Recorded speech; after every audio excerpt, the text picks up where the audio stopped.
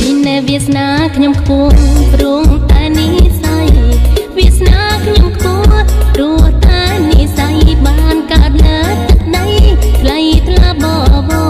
កូនខ្មែរសម្បល់ស្អាតចិត្តញៀតក៏ល្អ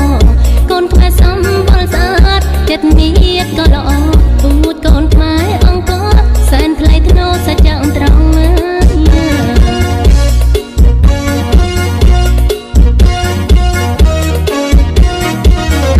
ដីខ្មែរតូចពិតតែគួរឲ្យស្រឡាញ់ដីខ្មែរតូចពិតតែគួរឲ្យស្រឡាញ់មានទីក្រុងភ្នំពេញដែលជាបេងដូងសៀមរាបមានប្រាសាទអង្គរវត្តតំណាងជាតិផងគ្រប់ខេត្តសម្បូរសម្បត្តិធម្មជាតិកន្លងចិញ្ចឹមជីវជនបងតាំងពីយូរលង់ណាស់មកហើយ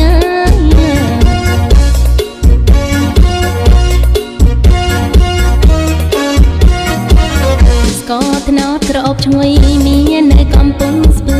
ស្ករត្នោតក្រអូបឈ្ងុយនៅកំពង់ស្ពឺបាត់ដំបងល្បីរន្ទឺអង្គរឆ្ងាញ់ស្រីថ្មី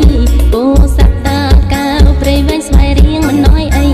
ពោសិនតាកៅស្វាយរៀងព្រៃវែងមិនណយអីកំពង់ឆ្នាំងភ្នំកងរៃជុំរុកត្រីមហេនី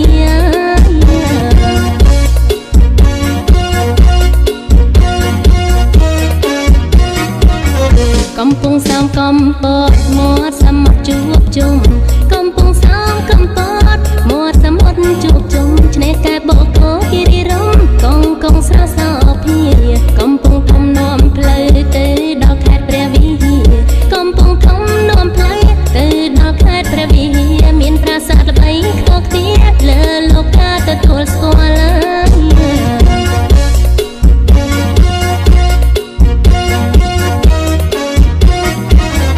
មាប្រាក់ត្បូងពេជ្ររំលេចពណ៌ស្រស់ឆ្អៅឆ្អិនមាប្រាក់ត្បូងពេជ្ររំលេចពណ៌ស្រស់ឆ្អៅឆ្អិនសម្បូរនៅក្រុងកៃលិនគ្រប់គ្នាចង់ទៅដល់ដើមឈើប្រណិតនៅគិរីមណ្ឌលរតនគិរីសម្បូរឈើថ្នាំនិងភោគផលទេសភាពត្រកាលនិមលបើបានយល់ចិត្តរីករាយ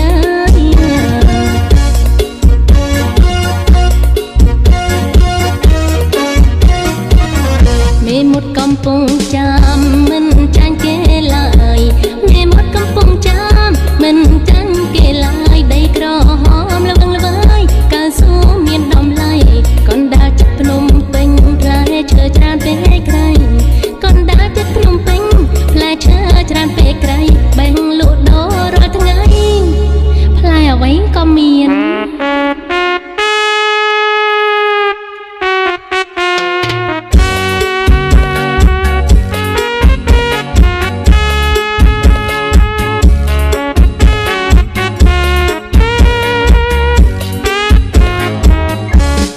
ចេះស្ទឹងត្រែងកន្